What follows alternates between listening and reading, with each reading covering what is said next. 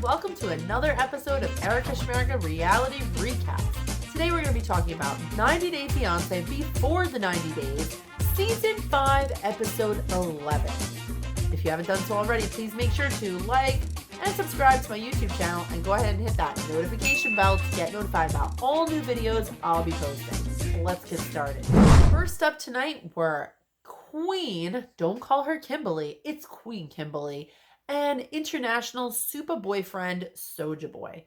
Now that the couple is officially official, Kimberly could not be any happier. I mean, has this woman ever smiled this much in her entire life? She is glowing from the inside out, and all because she officially got the yammy yam. So Queen Kimberly woke up in the hotel room in the honeymoon suite, happy as could be, and she decided to give everyone education on African sexy time because they all claim that it's different than all other sexy time. The difference is that you don't seem to preheat the oven or grease the pan. You just go ahead and mash the yam right into the pan. That's what it sounds like from Queen Kimberly's explanation. So though she seemed excited, it looked like Usman was a little aloof. He was kind of staring off in the distance while she was high-fiving him and like, I won, like cheering on herself for, reaching the ultimate status of girlfriend of Soulja Boy. Soulja Boy looked like he was a million miles away, just sitting there staring off into the distance, picturing himself with a Grammy and a yammy for a Grammy. What a trade. The couple decided to take a little time away from their love nest and their yam time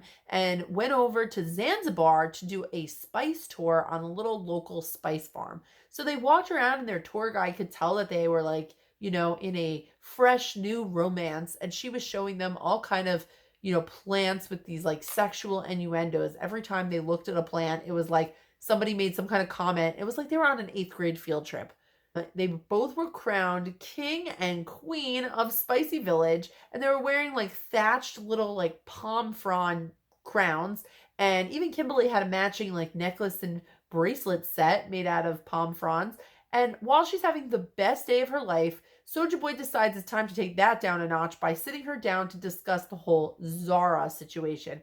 So in this episode, we saw him sit her down and just kind of start broaching the topic of, before I met you, there was another girl in the U.S. and she's already starting to hyperventilate, starting to freak out. Somebody's going to have to call a ambulance. Back in Peru, we had Ben and some actress hired to play Mahogany. So Ben was all excited to meet Mahogany for the second time. Because they were going to a beachside area, beach town, Ben wanted to make sure he would look great without his shirt on. So he applied a little bit of bronzer that was given to him by his MUA. First of all, MUA is like an industry term for a makeup artist. Nobody says MUA, they say makeup artist, and MUA is like the written abbreviation. But because Ben is the talent, being a fitness model and all, he had to be like, my MUA gave it to me. Meanwhile, whoever his MUA is out there, she's laughing because she gave him one with like shimmery glitter in it. So now he shimmer and shines all the way to Mahogany's heart. They met up and they walked along the pier and they had this big reunion. Mahogany was dressed in like 50 Shades of Tan. They had this big hug and they were so awkward together. Like, she's supposed to not really speak English, but she speaks English and, she always just seems confused. They sat down at a little seaside restaurant to have some ceviche, which was quite spicy for Ben, whose spiciest thing he's ever eaten was ketchup. Ketchup. Not even a little salsa, some ketchup. So, and while they were talking, she starts saying how she's still not really sure about Ben and their relationship because her father is putting a lot of doubts in her head. And Ben proposes that he meets the parents Mahogany so they get to know him and know his true intentions to get to the bottom of God's plan. So in the next scene, we see Ben going over to the home of Mahogany, who has told him previously in their extensive 3 months of text messaging each other, that she lives at home with her parents. So he knocks on the door to the apartment and was really surprised when she opens it alone and is like, oh no, this is my apartment. She never mentioned that she moved out or anything. So he's already like, that's a little fishy. So he looks around and she takes him on the whole apartment tour, which was like 3 rooms. And they go into the living room and it's just kind of a barren, empty space with a big TV and a nice couch and like shelves, which were totally empty except for like some board games like Parcheesi and a little like Yahtzee going on. And then there was like a decorative surfboard in the corner, just a random surfboard. So Ben's like, I didn't know you surfed. And she's like, oh no, it's just no. What? So, then she's like, oh, take the tour. So she sees the kitchen. The kitchen has, a stove on it that looked like it had never been used with some pots and pans that look brand new, strategically staged on top. Goes on to the other part of the tour, which was a random room with white bunk beds. To all my old school 90 Day Fiancé fans, it kind of reminded me of the room that Corny and Antonio slept in Spain, but it was just like a white, tiny, teeny room with bunk beds. And he's like, bunk beds? What are you doing there? And she's like, well, that's where my friends stay when they sleep over. These like lies, these weird random lies. So then they go on to the master bedroom, which was nothing more than a bed with some pillows on it. Not one piece of decor, not one thing that was remotely personalized. And I guess Mahogany is just a bit of a minimalist. And there was a knock at the door, and in come the parents Mahogany, and production had to scrounge them up from somewhere and hire them last minute to play the parents Mahogany. So they came in and they all sat in the living room right next to the old surfboard to have this big conversation where Ben's trying to be chivalrous and introduce himself and declare his truthful intentions with their daughter. And then it somehow comes up in conversation that Mahogany is actually 22 and not 24 as she told Ben. Now this, out of everything else, seems to really freak Ben out. Apparently his daughter is 22. Now I don't know why when she was 24 it wasn't icky to him, and now 22 seems to be the magic number that's grossing him out. Anyway, in the conversation, he kind of just smiles his big cheesy smiles like, I have to go back to my hotel room now, and leaves.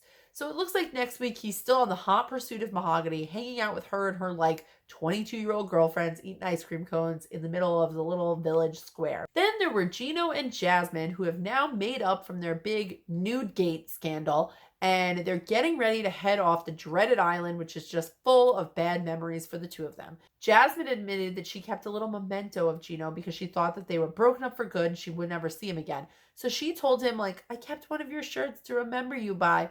And, Geno was like, oh, that's so cute. I kept one too. And he told Jasmine that he kept her fingernail that he found on the floor. Her fingernail. Was this for like, DNA evidence because he figured that if they broke up, they would find him at the bottom of the Panama Canal? Or is he just that creepy? I don't know. Choose your own adventure.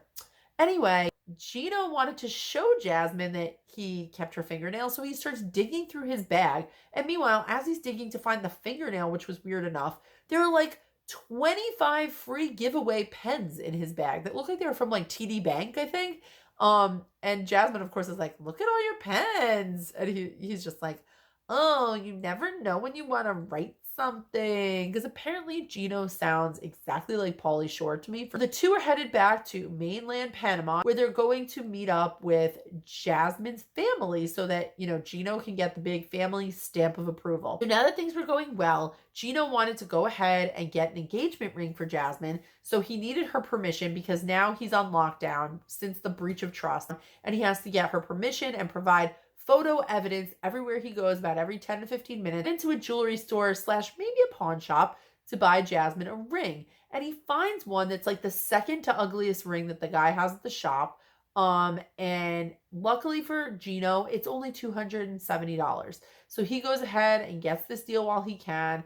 And he admits that, he has horrible taste and that Jasmine is probably not going to like the ring. I don't think she's going to like it either. It was pretty hideous. But it's the thought that counts, right? Probably not. So then he goes back to the hotel and they're preparing for this big meet with Jasmine's mother. And he got her some chocolates and he also got a card and he said he wanted to write her a card. So of course he had 35 stolen pens to choose from. So he takes out a pen and, he's asking Jasmine to like what to write in Spanish. But Jasmine's like, why don't you write it in English and I'll translate it in Spanish? Probably figuring that like Gino would write something really creepy and weird so she could just translate it into Spanish and write her own nice letter that her mom will like so she'll like Gino a little bit more. Then they get in the cab and then Jasmine kind of hits Gino with the whole thing that her mom is religious and she likes to say prayers before they eat a meal. and she's probably going to request that Gino takes his hat off. Of course, this sets Gino into panic mode. He's staring off. He's wearing his favorite, the Panama Gino hat, and he's just staring off in the distance like, I'm not comfortable with that. So really looking forward to seeing what Mother Jasmine has to say about Gino next week. Then in Colombia, we had Mike and Ximena. So Mike is on round 2 of his Colombian adventure, and this one isn't quite as well received as trip number 1. So Ximena is visibly disgusted by Mike. They're sitting in a cab together, and she's like, cringing to the side. She doesn't want to be touched by him. She doesn't want to sit too close. Mike is smothering her, and she obviously can't stand being with him. But he is accompanying her to the bridal dress shop to go wedding dress shopping with her. Ximena has so much fun trying on all these beautiful dresses, nothing with sparkle because she didn't want it to overshine her sparkling personality. And Mike is sitting there, and then, she kind of just feels this dark cloud hanging over her, and she sits and has a conversation with him about their relationship. And she said she didn't understand why Mike was so willing to pay for a wedding dress for her, but he wasn't willing to pay for the boobs to go inside the wedding dress. Well, she says that no boobs, no wedding, no dress, no nothing. Then they head back to the house, and later on we see them sitting in bed together, and Ximena is basically using Harold, and then Steven as a human shield to make sure that she and Mike don't have any intimate moments while he's in town. So Mike's like, can we have a conversation, mano y mano, through the translator? And Ximena agrees. So they sit there, and Jimena's like, you're weird. I don't really love you anymore. You're staring at me when I'm sleeping. Every time I move like this, you move like this. Every time I go like this, you go like this. Every time I get a boob job, you get a boob job. Maybe. We'll see. And in fairness, she's used to dating incarcerated men where she has a lot of time and a lot of space to herself. So things aren't looking too good for Mike right about now, and it looks like it'll get even more interesting next week. Meanwhile, back in Tunisia, Memphis and Hamza are on the rooftop gym of sorts, discussing the state of their relationship and whether or not they should wait to get married instead of getting married on this first trip where they first met each other for the very first time. So Hamza says he thinks he wants to wait. His mother was telling him all these reasons why marriage is serious and you shouldn't rush into it. You really need to get to know and trust somebody. All good tips from Mother Hamza. And then he goes ahead and tells Memphis that he's afraid of her.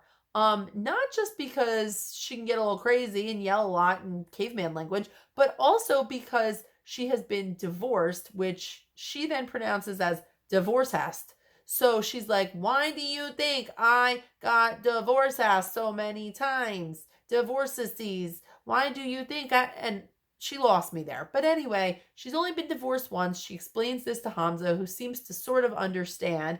And then she's like, while we are on the topic of my ex-husband, I have to tell you, I slept over his house 4 days when we first started dating on the internet.